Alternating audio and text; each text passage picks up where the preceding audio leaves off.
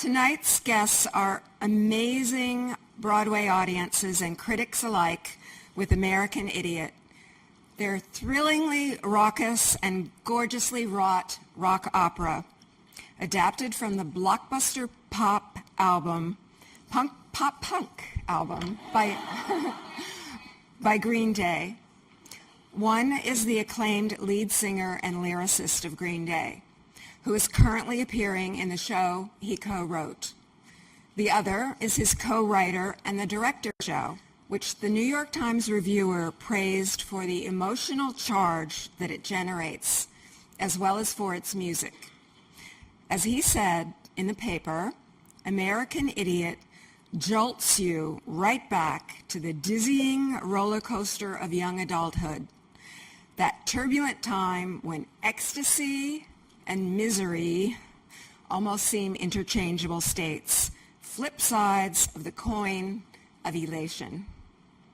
You're going to hear much more about these singular talents from our moderator.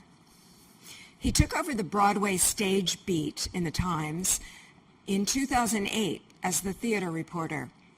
He now covers all things Broadway and beyond, from the drama behind the scenes to the talent on the stage, to the reality of the box office. From 2006 to 2008, he did an out-of-town run as one of our key reporters on the 2008 presidential race. Before becoming to the Times in 2004, he was a reporter for the Boston Globe, where he was one of 2 finalists for the Pulitzer Prize for beat reporting in 2002. So please join me in welcoming Patrick Healy and our very special guests, Billie Joe Armstrong and Michael Mayer, and some performers from the hit Broadway show.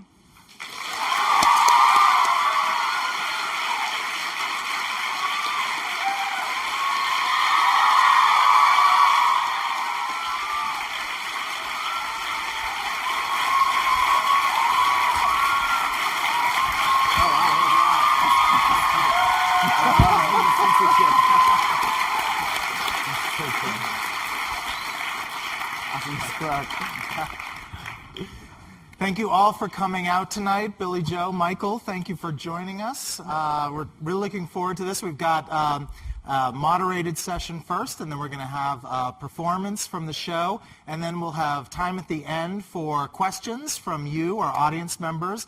We'll have microphones at the end of either aisle, so you'll be able to line up. I'll cue you when we're going to get going with that. So, Billie Joe, I'd love to start. When you and Mike and Trey, the members of Green Day, created the album American Idiot in 2003 and 2004, you were setting out to create a rock opera of sorts around several characters, but one particularly, the Jesus of Suburbia. And I'd love to know what was the inspiration for the album and for the story that you all wanted to tell.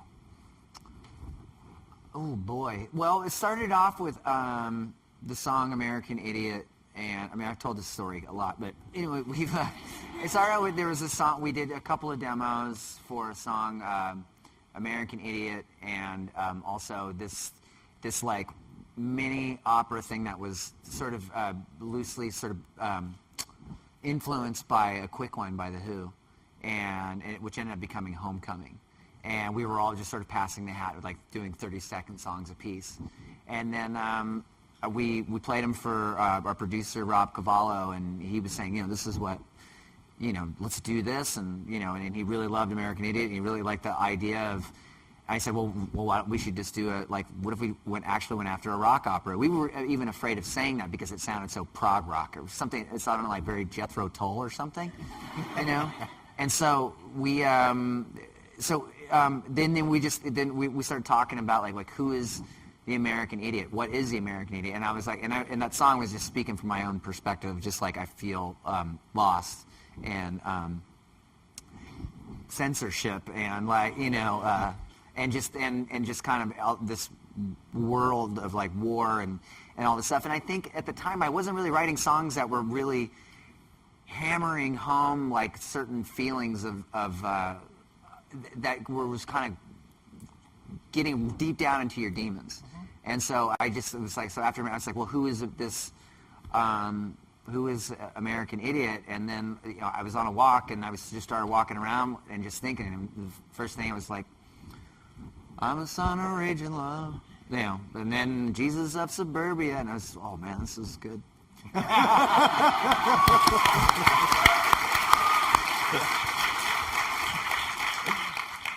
Michael, you've said that when you heard those 13 tracks off the 2004 American Idiot album, you began envisioning a piece of theater out of it.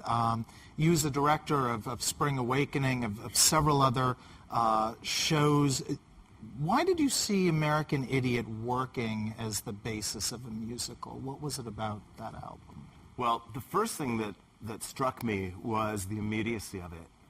And I recognized in the Jesus of Suburbia character a kind of national malaise, kind of. I knew who these kids were. I've been that kid before, and you have to remember that when I was listening to it, it was, George W. Bush's second term.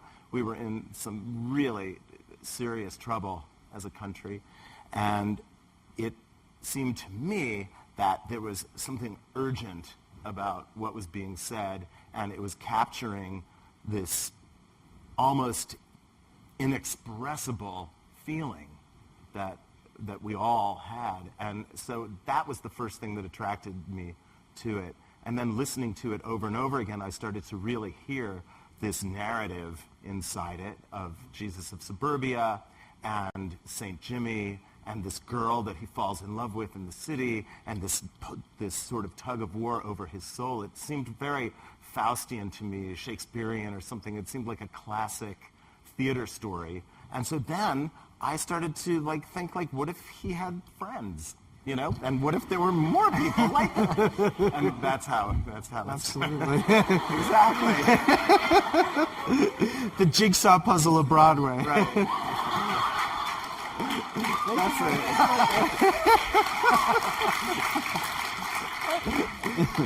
You guys collaborated together for a few years on the book, the script, and the concept of American Idiot to bring the musical, American Idiot the musical, to bring it to life. What were some of the most interesting, challenges or sort of things you needed to decide in terms of creating a musical out of this? What were some of the things you really, sort of talked over, wrestled over? Well, one of the biggest issues that we had was deciding who St. Jimmy was to this story, because there are lots of different ways to interpret it. I think it's wonderfully ambiguous on the album, and you could read it in lots of different ways. My first read on it was that it was a little Fight Clubby, you know what I mean? Like Jesus of Suburbia was Ed Norton, and St. Jimmy was Brad Pitt, that kind of thing. Right. But it could also be the same person, and so, or a part of him, and how do you illustrate that? How do you make that clear for an audience to get and playable for an actor to do? And how do these two people intersect? So that was a big challenge. Billie Joe, was there sort of a learning curve for you in terms of musical theater, sort of creating, a musical out of this work, or did it all feel like it flowed pretty naturally? You mean like while I was writing it, or after going into the stage version of it? The stage version. Yeah. It felt really. I didn't really know what the hell I was doing. To be honest with you, I saw what Michael did with Spring Awakening, and then and then they had a sit-down version where everybody was sitting in seats, and there was just a bunch of people singing the songs in these different arrangements. And then, as soon as I was able to hear it that way, I was completely into it. I could visualize it. I was like, oh, this can work, definitely. And just all the women singing, and just like the beautiful harmonies, cello and violin, and it was just like, oh man, it was like being at your own funeral. Fabulous. Good time. or Did you grow? Did or you birth. Grow, or birth. Did you grow up with musicals necessarily? Was I don't know, theater, stage theater part of your? A little bit. Like I learned songs like certain just from as I started getting into music when I was 4.5, and then I was learning like show tunes and standards and things like that and at the same and a little later I was getting into rock and roll, but what I think it ended up kind of getting into my head was a sense of melody, because you hear a lot of quote unquote pop punk bands or whatever, and it's just very generic. Like you hear what they do and it's just like and that's my song, and it's my song. There's no like it's like there's no sense of like there's like a tradition of melody or like a richness in the melody like someone like Paul McCartney had or something like that. So it was I think that's what one thing or someone like Paul Westerberg naturally has. It was like that was one thing that I think when Green Day started, we really wanted to have like I really wanted to write real melody and coming from a real place. Well, also I feel like Green Day there's so much sort of storytelling that goes on in the music. Is that something that I don't know that you and Mike and Trey brought to it, or do you feel like and it's not sound really self-conscious, but I don't know, sort of came out of any interest in sort of in theater and musical theater and books or novels, I don't know, but in terms of that storytelling side of your art?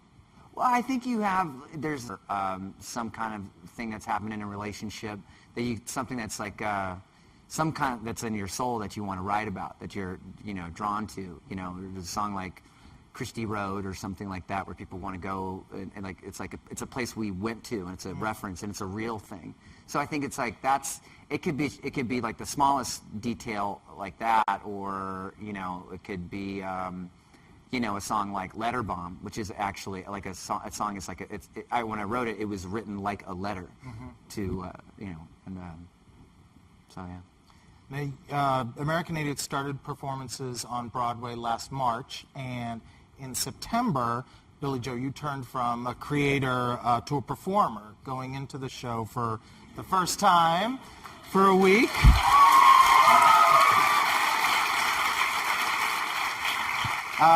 As the character of St. Jimmy, and I'd love to ask Billie Joe, Michael, what led each of you to decide that this was not only a good artistic move, but also a move in keeping with the integrity of the show? Well, if you've ever seen Billie Joe perform with Green Day, then you'll understand that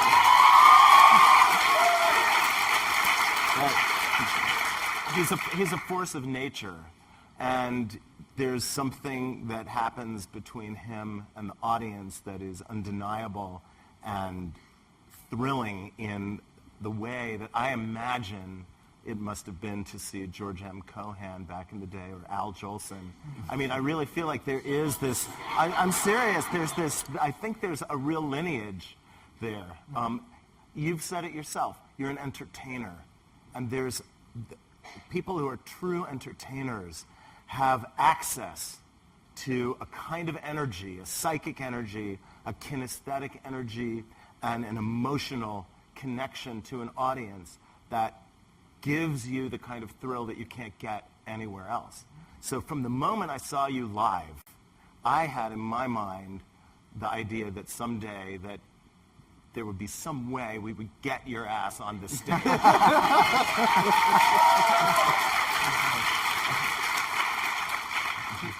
Billie Joe, what about it for you when this was sort of first brought up to you about going into the show as a performer? What did you think?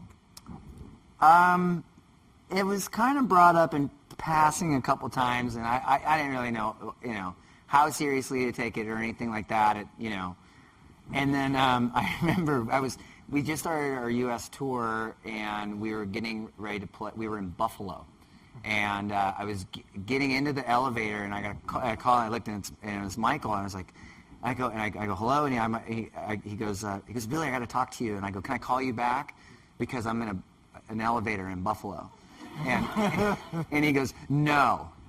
I have to talk to you now. Tom Holtz is on the phone. Hi. Hey, what's up, guys? How's it going? And then they're like, and then that's when they asked me, and I was like, well, I'm gonna go. I'm pretty sure I'll do this, but I'm gonna have a quick panic attack, and then, but I was stoked, man. I was, Well, like Michael said, I mean, you were an entertainer through and through, a performer, a veteran. But was there anything? I don't know. Was there? And the answer might be no. But was there anything? Any sort of halting moment about would you fit in this show, or what would it be like being an ensemble, or I don't know, anything along those lines? Well, I think the cast has been they've been tight for a really long time, and Tony Vincent was doing a really great job, and I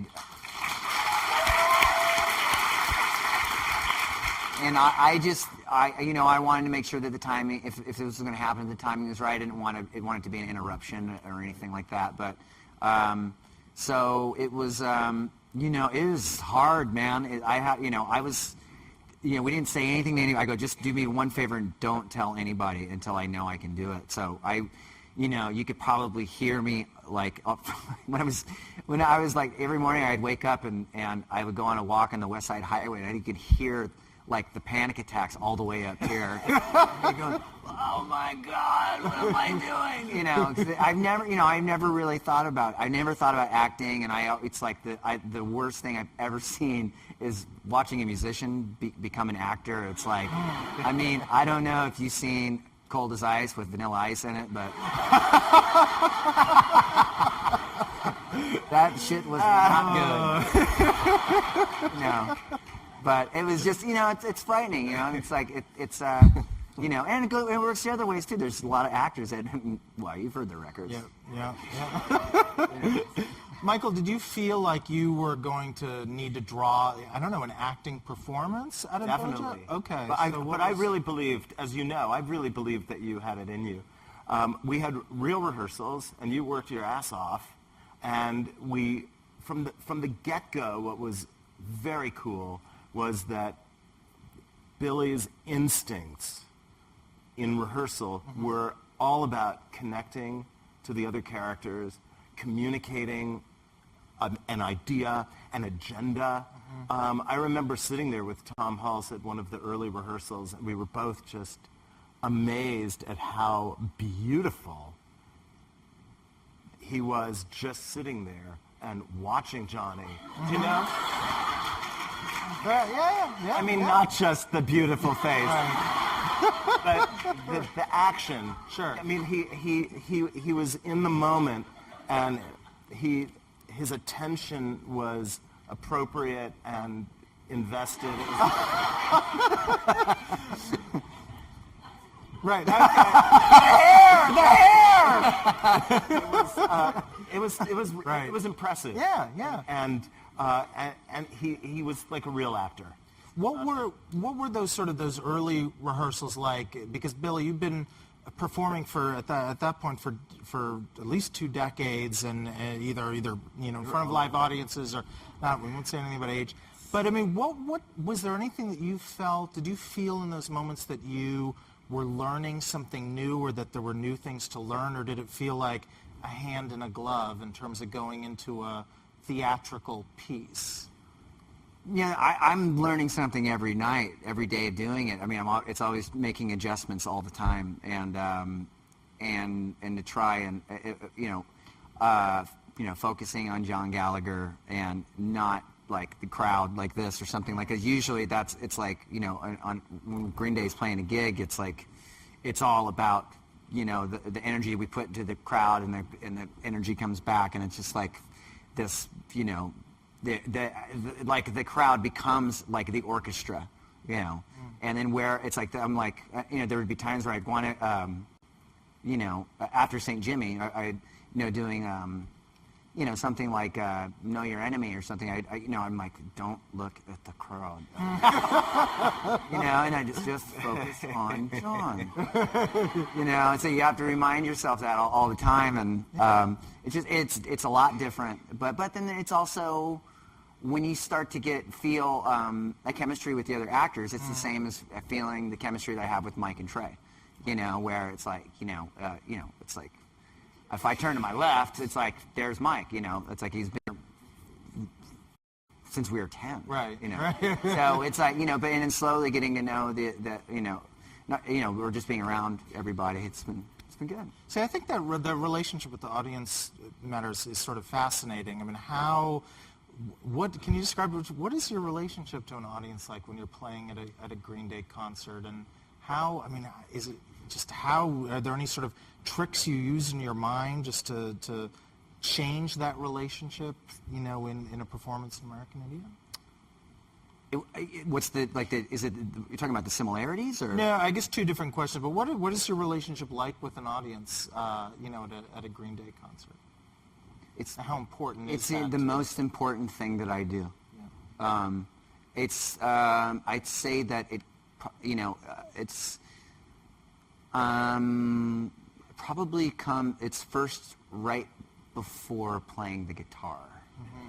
It's everything that I do it's like so much. And then and then I play guitar. And then does it? No, it's all about it's like it's like I don't know. It's like if you think about influences I do cop a lot of Bugs Bunny. Like when he's hitting the orchestra. Mm-hmm. Okay, can you guys help me out with something real quick?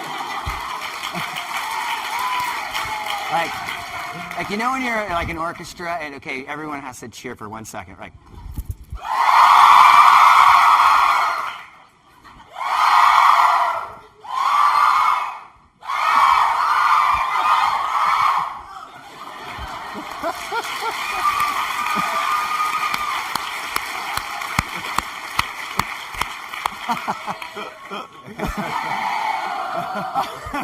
Looking after my job, man.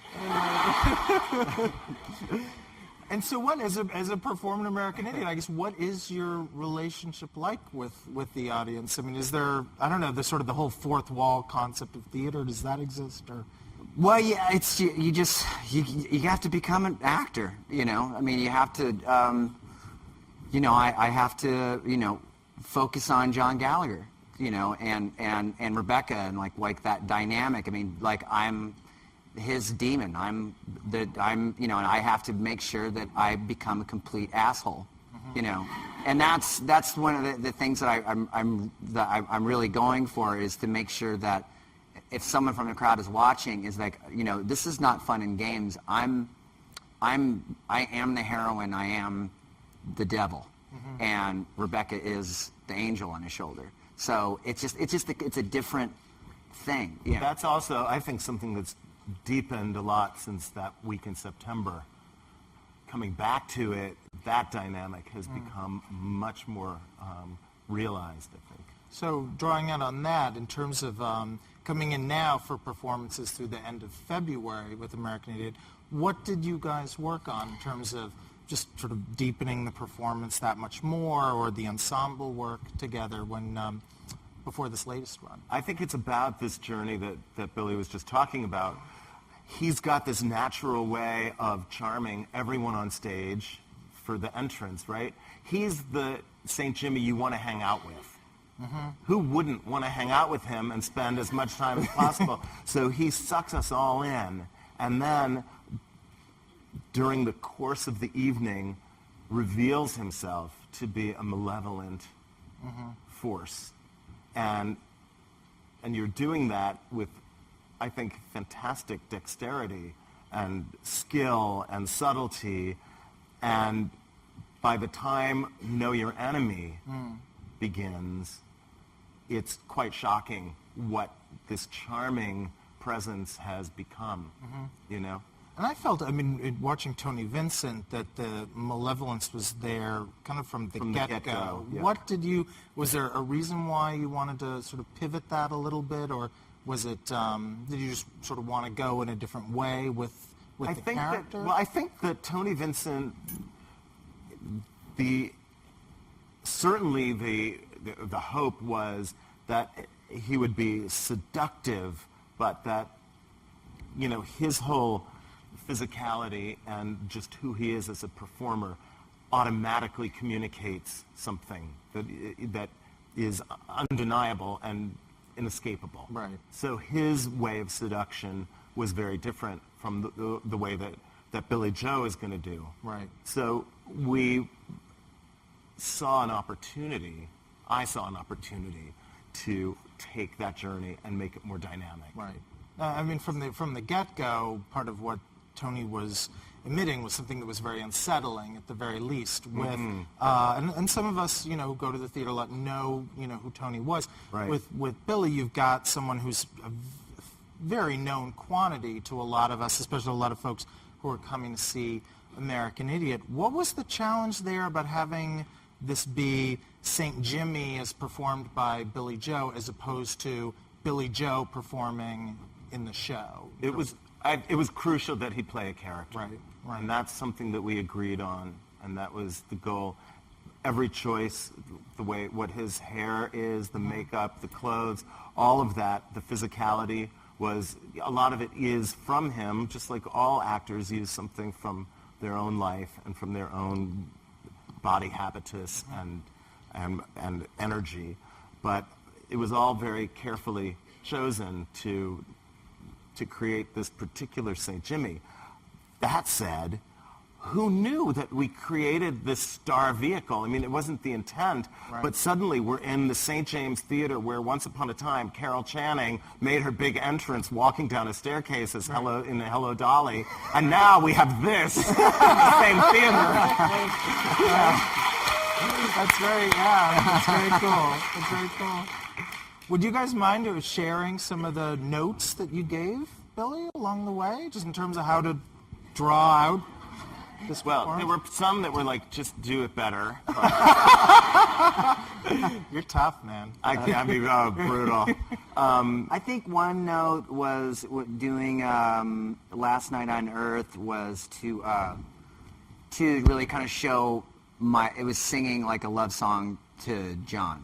John. And that was one thing that he told me a few nights. It's like, really make it known that you love this band. Right. So it's I felt like when I saw it in the fall, but then also just at today's matinee, one of the things I loved was just how much it felt like such an ensemble piece, even with, John Gallagher, who I love as a performer, and Michael and Stark, but also you. It felt very balanced. It didn't feel like, the weight was shifting in any way, or all of a sudden the crowd might be yelling, for 10 seconds about Billie coming out, but it felt like a true ensemble. Were you confident from the get-go that could be achieved, or is that alchemy tricky? I don't know. I didn't know, Right. to tell you the truth. I didn't know how this new energy would tip it. But I did know that because of the conceit of the character and because St. Jimmy's relationship is very different with the audience than everyone else's, everyone in the show, all the principals, when they sing, they kind of sing to the audience as though the audience is their inner thought, so that they can communicate out without actually singing to the audience that's here. Right. St. Jimmy, by virtue of the fact that he isn't real, can do it both. He can be in the world of Johnny and what's her name, but he can also be out of the world and can have a kind of a sly relationship to the audience to try to rope them in to his scheme so that we're all feeling somewhat culpable. That, I feel like that energy, the fact that there's something containing about it, and that since all the kids in the show were hip to that, Right. and understood how that storytelling was going to happen, everyone was on the same page, and I think that accounts for the great good fortune of the ensemble experience that you had. Yeah, I think that also what one of the big differences for me too is that is I'm coming in and playing. I'm a part of something that's, you're contributing to a small part to something that's bigger, Instead, like at a Green Day show where it's like me and Mike and Trey, it's like, and then where, like doing something like this, it's much, you have to have have a sense of control in a lot of ways, and being able to know that you're a part of something, and you're like, it's like I sang like 4 songs or something like that. I mean, this is something that it's like, I mean, how many songs are there? Like 20? Yeah. Or something like that. I mean, it's like I'm a part of something, and in everyone, it's interesting because, like if I'm playing a gig, we go, like everybody, we all agree that we didn't play very good tonight. Where it's like when you're part of, I'll talk to someone back, how was your show tonight? Oh, I had a bad night. And you go, oh, I had a really good night. I thought it was great. And you're like, oh yeah, it was okay. So it's like you don't know exactly everything that's going on because there's so much going on backstage, and then you come up through your parts and things like that. So it's, I love watching you have the different interactions with other people too. During like the death of St. Jimmy, and the way that you're pulling all the demons in on Know Your Enemy. You feel very connected to everyone, to me, and it looks to me when I watch it that you have a very specific relationship to everyone. So it isn't just to Gallagher. I'm glad you that. pointed that out. Yeah. I worked really hard on that. Did either of you ever imagine, wonder about, or even seriously think about, Billie, you going in as Johnny if Gallagher was off for a week, or was...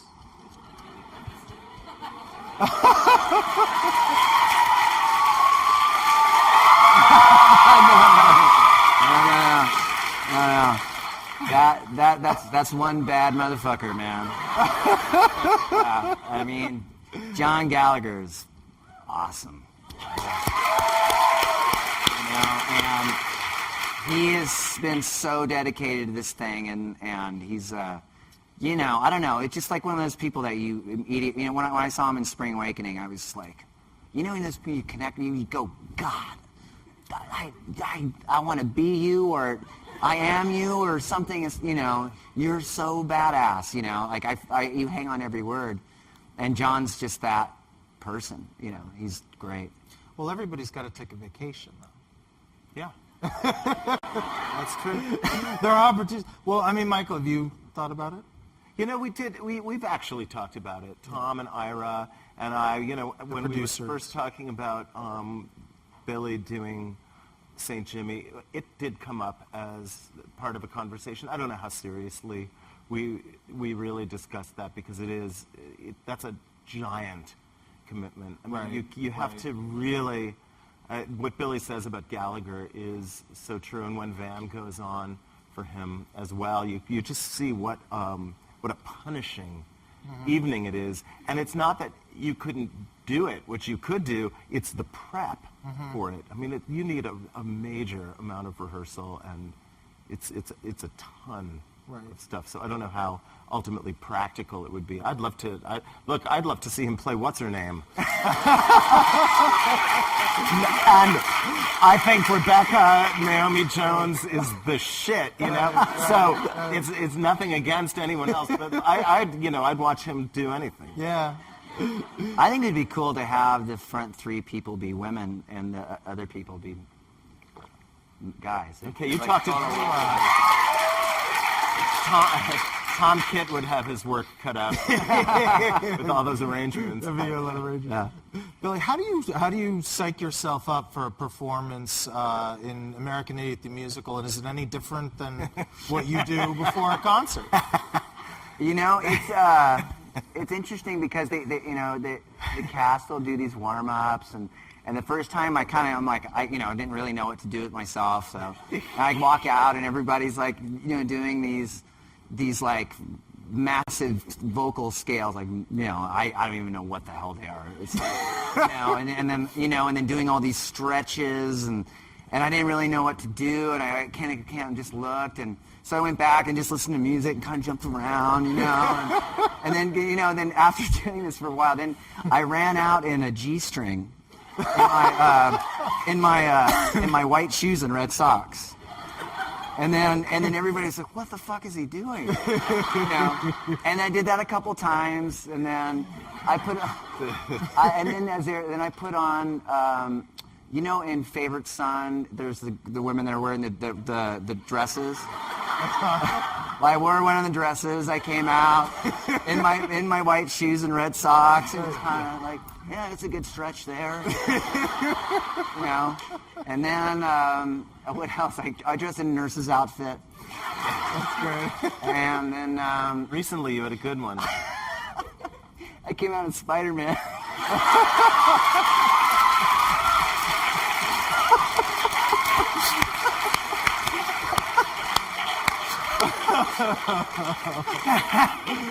Oh, God.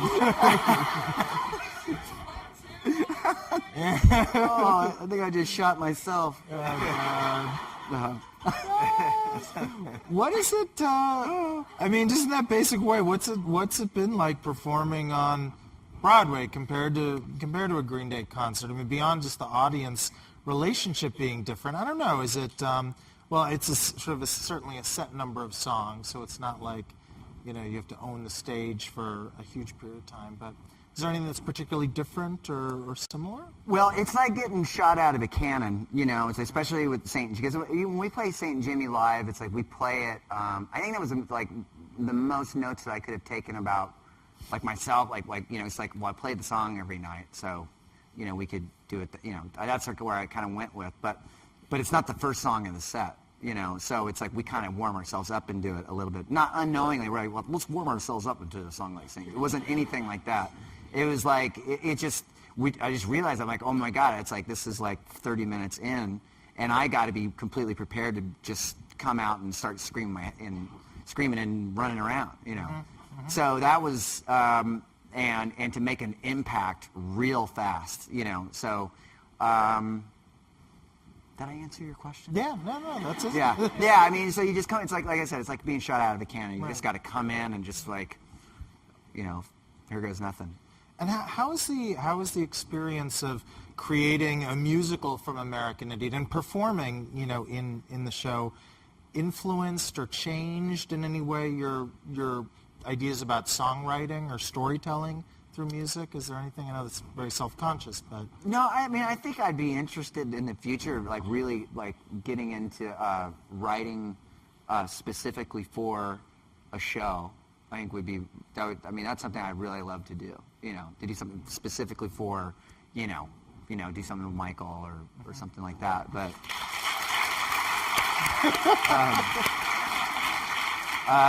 but because I think that there's a real relationship between. I mean, it's like, you know, I think the kind of music that I like is very immediate and very catchy and you identify it with it quickly, and I try to write that way. And I think in musical theater, it's the same thing. You identify with the songs immediately, you know, and in the good ones anyway, you know. Yeah. So it's and the good ones in rock music too. But is there a specific idea or project you guys have thought about doing next in theater?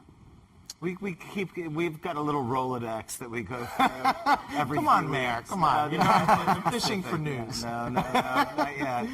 But nothing definite at this point. Nothing yet. That's that's terrific. What, Billie Joe, I'm sort of curious, as a punk rock musician, what's your time been like hanging out with, for lack of a better phrase, sort of musical theater types? Did it change or reinforce any notions that you had about, you know, sort of theatrical mainstream performers? What are they like? Well, I think my New Year's resolution was not to be classified as anything other than Billie Joe Armstrong. I just, you know, you can't. I don't believe that Green Day or me or myself has ever really fit into any particular you know, just, I mean, you know, like, yeah, punk rock. I mean, it's like we've never fully fit into one thing or the other, even though there's bands that we love, and there's all kinds of music that I like. So, what was the question again? Just I like hanging out backstage. All of a sudden, you're in a dressing room at the St. James Theater, and you have actors running around. What's I'm it next like? door. My dressing room is next door to Michael Espers, and he's, you know, blasting 7 seconds, You know, he's like, I mean, at high volume, you know. And one day we started playing like dueling hardcore, you know. Like he started, I was like, Bad Brains. And then he was like, you know, and then I don't know, something else that he played. But, and we were always listening. He's got great taste in music, so it's always cranked and always sounds good. And then there's, you know, and then there's people like all kinds of, I just like the energy everybody has, and just like they're all artists, and it's everybody kind of together, and it's really pushed me as a writer. I mean, I've been writing every day, you know, so it's awesome. And that's the great thing about doing a show is that, like, it's like, well, I got my night job, you know, and then during the day, I'll write songs, you know.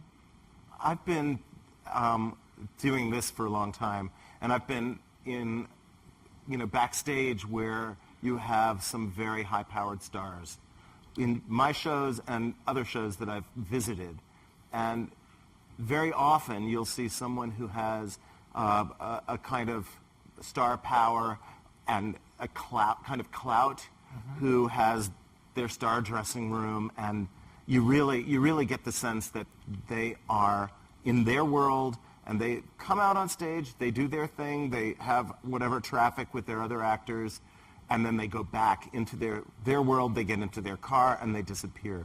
And what I've noticed is that you're really a part of the entire American Idiot family, and you're hanging out with the crew, and with the cast, and with the band, and having been on tour with you a little bit, and seeing you with your band and with your crew guys, it feels very much the same to me. It feels like you're a family guy in that way.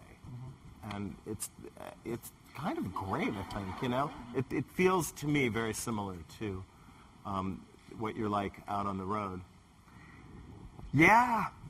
Like I'm one of 6 kids. But you're not like, you're not on this like ego trip, Right. the way that I've seen, and that this culture tends to perpetuate and really make people behave in a certain kind of. Well, star casting is such a part of Broadway, but to be frank, you are a star, but Gallagher is a star, and it feels a lot of simpatico there, as opposed to just getting a celebrity in to do a dog and pony show. And Exactly. so on. Well, chemistry is everything, Yeah. you know. I mean, you really have to. I mean, I don't know. I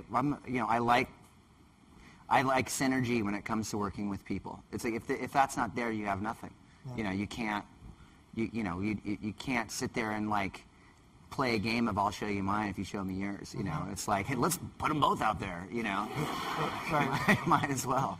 In terms of the sort of the Green Day sort of meets Broadway sort of concept, a lot of us were frankly shocked that American Idiot got 3 Tony nominations and not a whole lot more last spring. And one was for Best Musical that I think a lot of us were sort of personally pulling for the show to win. And it created sort of a conversation that I still don't think has like totally been answered about what Broadway kind of can take in terms of new forms, in terms of sort of pushing the envelope, or if, say, like the Poobahs of Broadway or sort of the traditional, you know, Broadway honest wants just a certain something over and over again as opposed to new forms.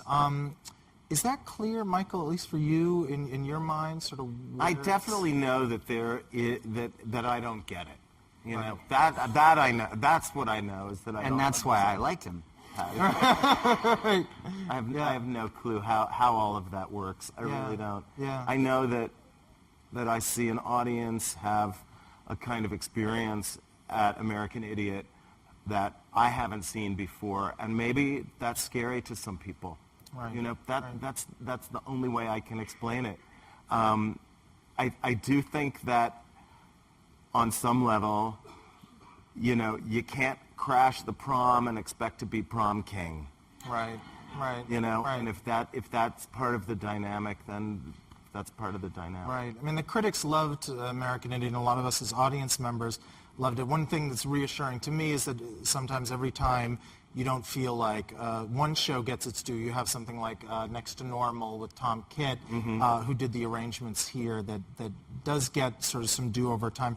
He did these phenomenal orchestrations, Tom Kitt, for American Idiot, and Green Day also brought him in to work on 21st Century Breakdown. Billie Joe, what if anything have you taken away from working with, I guess, someone who's essentially a theater composer like Tom? What's that collaboration been like, the times you've worked with him? Well, I think what was great about him was that he was able to he was able to look at it from the perfect point of view of, when he was doing orchestrations. He was like, what would George Martin do? It was kind of his take on what he would do with, and it was like, well, hell yeah, So he was, that was what was great about, and Tom's just, he's a madman. He's great, He's like, and just like the way that he's able to use and create like dialogue, create really the opera, between the dialogue between men and women and these different kinds of voices, and this person's got this kind of voice, so this part would sound perfect for them in this way, and this particular line, it's like, Brian Johnson saying, maybe I'm the fag in America, it's like perfect in a weird way, because it's not the typical person that you would think that would say something like that, but it just works perfectly. And I don't know, so he was, I thought he's awesome. So when after I heard what he did, oh God, what he did with Before the Lobotomy, it makes you, oh my God, it's so good. Well, in terms of that reshape, in terms of that arrangement and orchestration that he did, how did you think about your own music? Did you think about your own music differently in any ways, or did you see opportunities that you hadn't necessarily? I think, that was, yeah, you definitely go, oh, I didn't even think about that. That's cool. It's like, and the thing is singing the song, the way that singing the songs, like hearing everybody, it's like, every once in a while I have to remind myself, oh yeah, I wrote this shit. I like singing St. Jimmy, or singing Know Your Enemy, or Last Night on Earth, absolutely. Last Night is a perfect example. It's like, how it goes. That is like opera right there. And it's like, and that's sometimes where I'm thinking about, I'm like, oh my God, I'm like fucking Pavarotti up here and shit. It's like, you're like, there's people singing, Rebecca is singing her part, and I'm singing my part, but they mean two different things. It's in these different worlds, and then Gina, who now is playing Heather, is singing her part, and it's just, I don't know, it's just like a great moment. But you forget that you're actually singing your own damn song. A couple more questions from me, and then we're going to go on to the next part of the evening.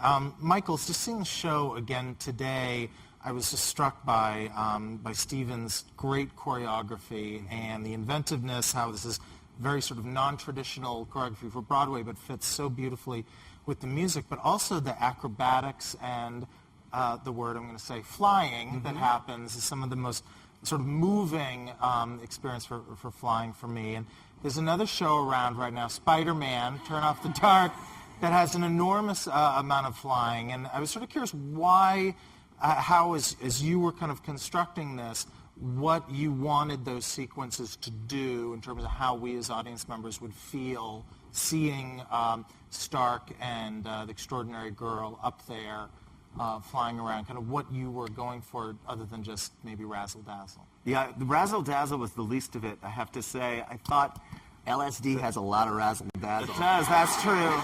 Morphine. I wanted to take this kid who'd been seriously injured and allow his fantasy to release him in the most extreme way possible. So I thought that flying would be the way to do that. And I had this image of the dual image that we have of the Middle Eastern woman. The two icons that come to me anyway are the burqa-clad religious woman, Right. or the woman who's forced to wear a burqa, whether she likes it or not, because of the culture that she's in.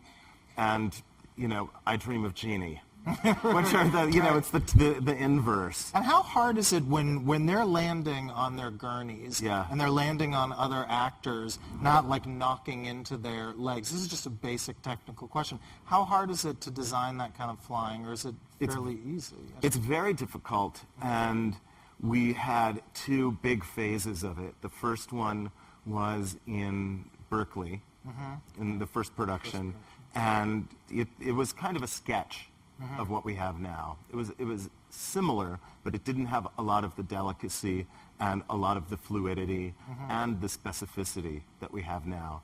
And this time around, I went to Las Vegas, of all places, with all of the actors who fly, and Stephen Hoggett, the choreographer, had given very explicit instructions to the people at Foy who were going to be designing and programming this intense rigging.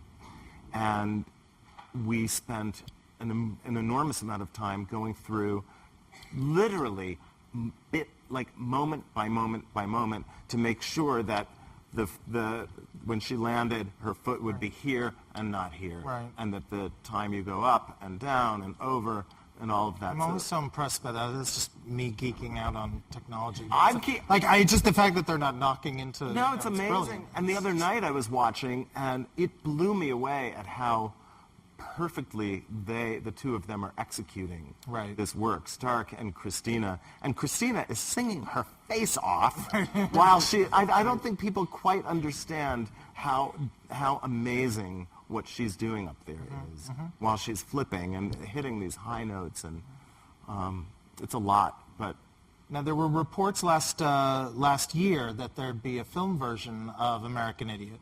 What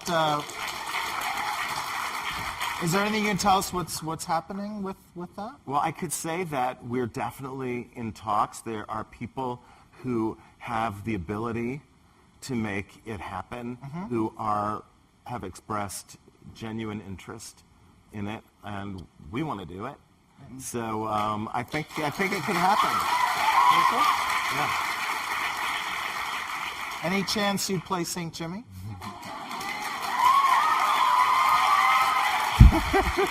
I think that's a no-brainer. Right.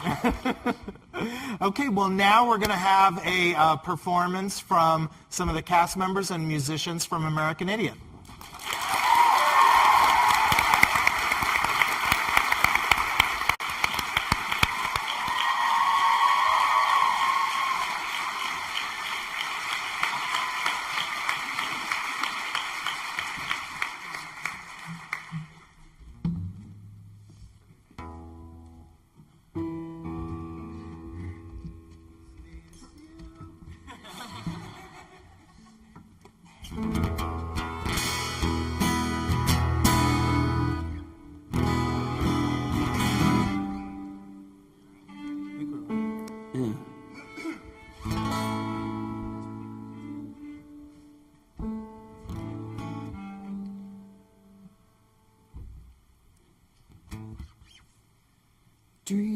Dreaming, I was only dreaming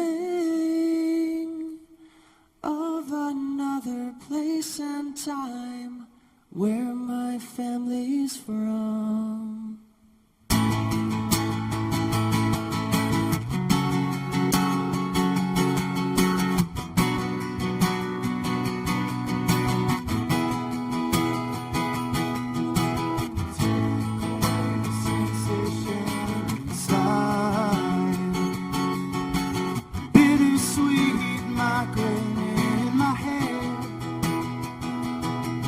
It's like a throbbing toothache of the mind, and I can't take this feeling anymore.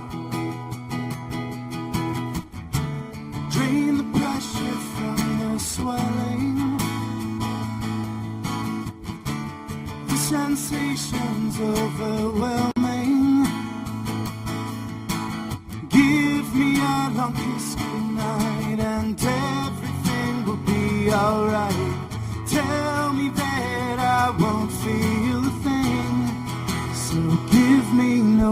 okay.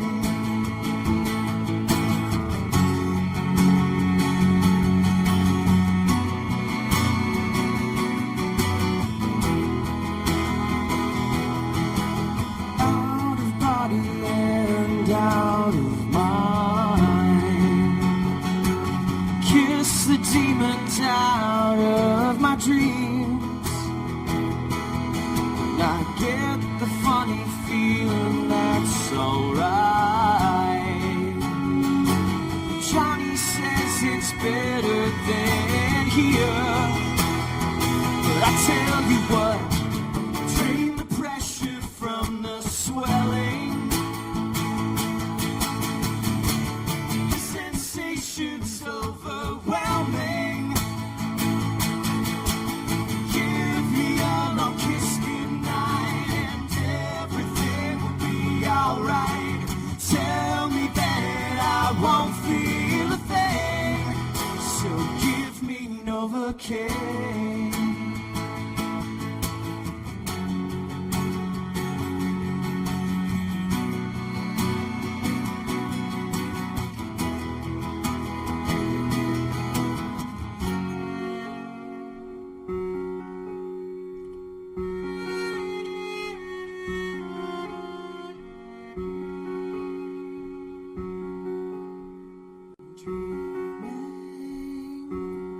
I was only dreaming of another place and time where my family's from. Dreaming, singing, I was only dreaming. I can hear them singing of another place and time washed away where my family's from. All these scattered dreams, singing, I was only dreaming of another place and time washed away where my family's from. All these scattered dreams, I was only dreaming of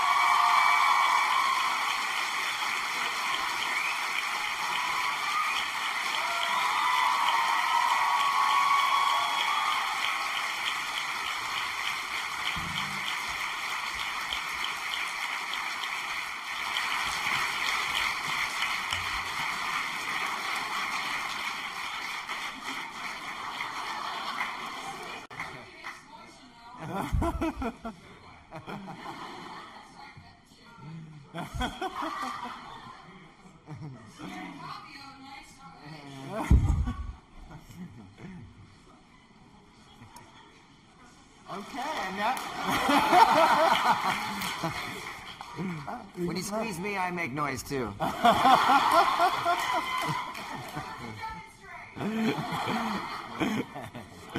All right, with that, I think that's sort of a natural segue. Audience Q&A. We're going to have we've got two microphones at the bottom of each aisle. I asked that we've got about 15 minutes for questions. I'm guessing there are going to be a number of them. So let's keep it really tight in terms of keeping the questions short. So we're going to start with you, yes. Hi, I was at the show last night, and I have to ask Billie Joe, what was going through your mind when you jumped off the stage and grabbed a bottle of Jack and ran back on stage? I don't know, it was a last minute thing. We just told everybody to stay still, and then I went and grabbed a bottle of Jack Daniels. Came back, and so I don't know. It was just something trying to keep things a little bit spontaneous and doing different things before they go out of control. What? Thank you. Great, thanks so much. Yes. During a performance of American Idiot, how do you occupy your time between songs when you're not on stage? I sing along, backstage, and watch people undress. Typical Broadway. and just kind of run around and freak myself out. Wear Spider-Man costumes? What? Do you wear Spider-Man costumes? No. That was a one-time gag. Yes, please. Hi, I was at the show today, and you were amazing, and I was wondering if you could be in any other show, what would it be and who would you play? Yeah. Wow. Is there any of the show you've seen the last couple of years, or any of the... I haven't really seen much. I don't know. What do you think? I could see you as Elphaba and Reckon, maybe. You look good in green. Cats. Cat? Yes. Billie, what was it like for you to emotionally to become a character that you created? It felt pretty natural, I think, because obviously it's like you're on Broadway, so that's the scary part. But I think the part, I think like just doing it and, God, I don't know, maybe cathartic might be the right word for it. It's kind of like I don't know. I like to kill the bastard too, So it's I don't know. That's kind of one way of looking at it. Good question. Yes. I write for Revolution newspaper, and we did a lot of coverage of the Oscar Grant murder and the rebellion in Oakland, and I was so interested in how you sang it, the song about that in 21st Century Breakdown. And which one, Murder City? Yeah, or that's my assumption. But I'm sorry. What that was the assumption that it was about the rebellion after Oscar Grant. Maybe I'm totally wrong. Yeah. But so part of it is in your work overall, that relationship between the major world events through a very personal lens. And if you could talk about with that specific example, but also more broadly. Well, I mean, Oakland has been notoriously has had a kind of a corrupt police department, and just kind of watching this guy who obviously shot this kid point blank in the head with a gun and killed him, and watching it on YouTube it freaks you out. And there was just the people rioting in the streets, and then I remember me, Mike, and Trey. We were down in the uptown area in Oakland, and sort of seeing sort of all of the after the melee, like all of the garbage kind of like everywhere, and just the kind of like it's sometimes just like there's that feeling where you just feel like it's like you feel so you can't do anything about it because the powers that be, like it's like it's kind of like healthcare, It's just like, should people get free healthcare? Fuck yeah, it's a fucking no-brainer, Should this fucking cop go to jail because he murdered someone? Fuck yeah, for life, And that was just, I don't know. It's just the confusion with all that, but I don't know. That's what the song's about. Thank you. Yes. When you were writing the album and performing it on Broadway, who did you feel more like? Jesus of Suburbia or St. Jimmy when you're writing the album and when you were performing it? I don't know. I mean, both are so intertwined. It's the same person, so it's like it's kind of it's kind of funner to be St. Jimmy. Yeah, in a lot of ways, But when you were writing the album, did you feel more like, okay, I'm so confused in the situation, like sort of how Jesus of Suburbia is, or what, like St. Jimmy saying like, okay, let's sort of riot, let's bring Bush down. Oh, Jesus of Suburbia? Yes, Jesus of Suburbia. In terms of that confusion in writing the album, was there sort of that kind of searching confusion, I'm lost? Of Jesus of Suburbia, or was it more like more sort of intense directness? And that was yeah. I mean, that was more creating a character, Yeah. Just creating. I mean, Jesus of Suburbia. It really didn't have anything to do. It doesn't really have much to do about politics per se. It's just more about kind of throwing your life into something or singing about from personal experiences. Mm-hmm. But it motivated people politically. I mean, that's what I find. I'm sorry, it's not. No, it's your turn. But it did. It's okay. It did, right? I mean, the album had a motivational relationship to a lot of people, and it lit a fire under their butts in a way that other things didn't. Right. Even if the intent behind it wasn't overtly political. Yeah, I guess. It did. And we know it did. I mean, yeah, I mean, it was, like songs like Holiday and, American Idiot. And I remember when we were first touring the record, the first places that we toured, we did a few shows, one in Los Angeles, one in Chicago, one in Toronto, and one in New York. And then when the tour started, it started in Dallas, Texas. And so it was like and let's just say the arena was half filled. And but we were bringing out a lot of we had punk voter booths that were out with us, and so people could register to vote and things like that.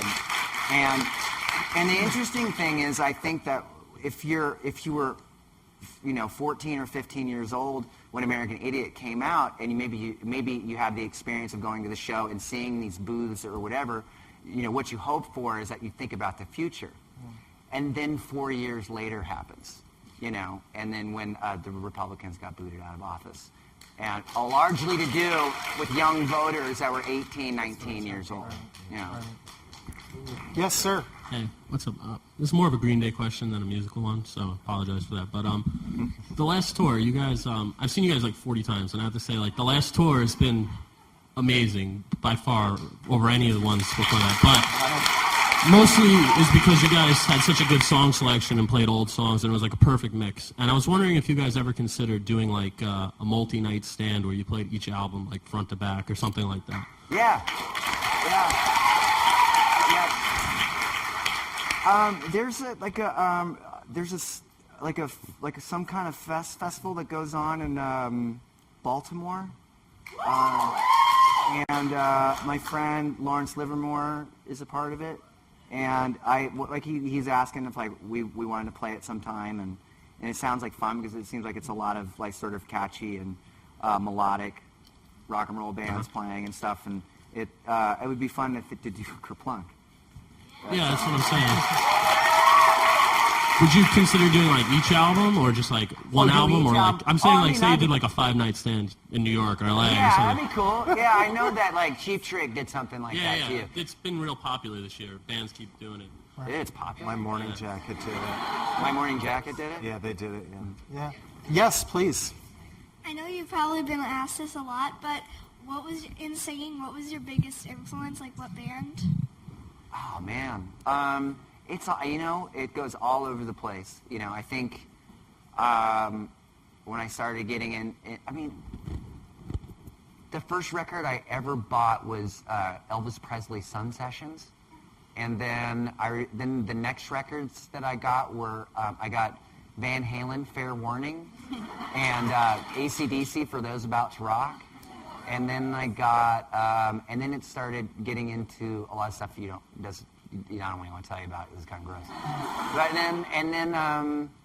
then the first time that I saw, I saw REM play when I was 13 in a high school gymnasium, and I saw the Replacements play when I was 15 at the Fillmore, and I saw the Meat Puppets with this band called Soundgarden that opened up for them. And I got kicked out for stage diving.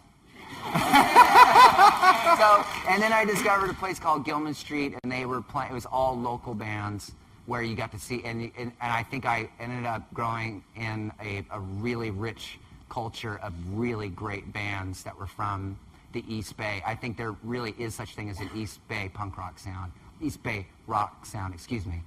Like at that time, like particularly around 1986 through 1989. Thank you. Yeah. Thank you. Yes. Yeah. So I was wondering, has the cast versions of the song like inspired you or in some way changed the way you perform the songs with Green Day? The way that the cast has performed the songs in the songs, show, has it affected you as a performer, or did you When say he plays, When you Green were playing Day them does with the Green song. Day. got it? There, we were playing. When we heard them play. We were at rehearsals. We saw them do Last Night on Earth, and we weren't playing the song. And I think we really. It was like I liked that arrangement, so we started to play it. We added it to our set, and so yeah, that's an example. Okay. So do you have a thing for Saint Jimmy? Huh? Do you have a thing for Saint Jimmy? A theme? A theme for Saint Jimmy? A thing. A thing? Yeah.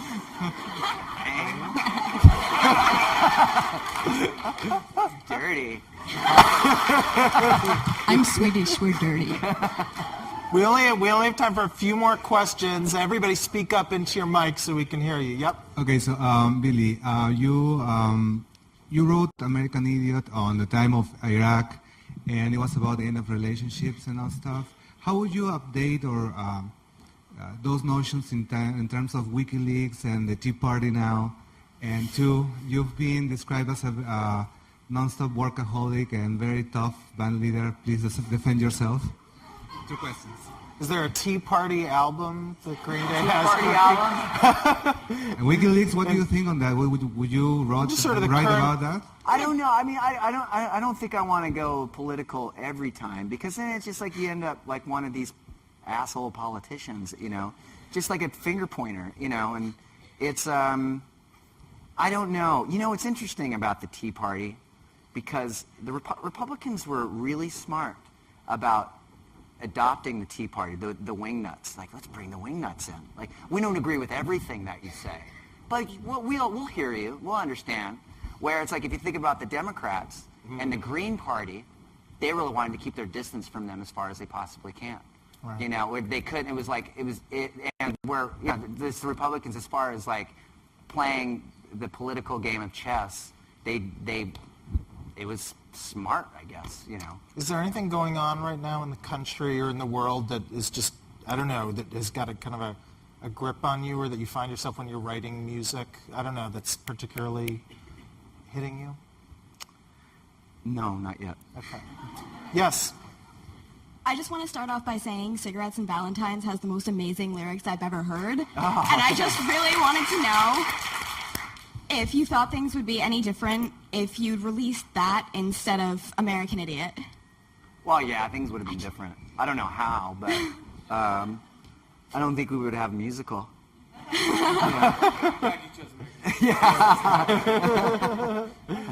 Yes.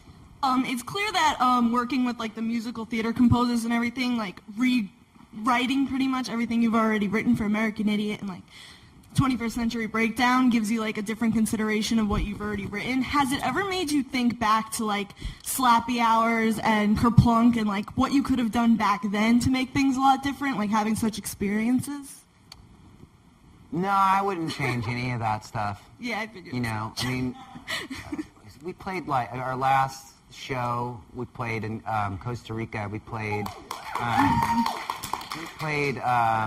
I was there and Road to Acceptance and things like that. It's kind of untouchable. It's like a different field, so. It's I think that there's a connection though to it. I mean I think the arrangements are pretty ambitious and but I mean I definitely think there's it's like when we're playing it like we're playing it that night and like adding those old songs like Who Wrote Holden Caulfield and things like that. It's like you definitely it just feels right. I don't know. I don't think there's a disconnect really. All right. Yeah. Thanks. And you're going to be our last question. Yes. Before my question, I have a gift to show you, Billy. Oh, this is what I draw. Can I give it to you? That's good. And you have to, we can take it right here. Do you have a question? Yeah. So, I wonder, my question is kind of similar to the one asked before, so I wonder how much of yourself did you incorporate into the character Jesus of Suburbia and Saint Jimmy? How much of yourself did you incorporate into the characters of Jesus and Jimmy? It's, it's me.